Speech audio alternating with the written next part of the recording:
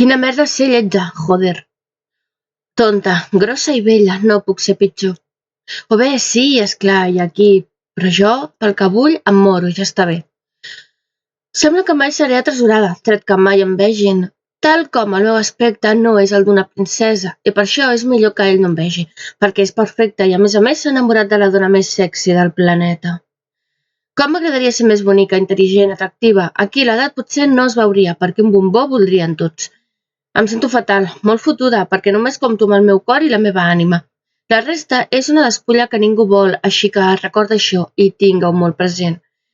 Es mereix alguna cosa millor. A més, si et veus s'espantarà. De debò vols passar per aquest calvari de no fer-te mal? A vegades gairebé ningú et cuidarà. No ets Superwoman ni una star, així que tanca a qualsevol lloc.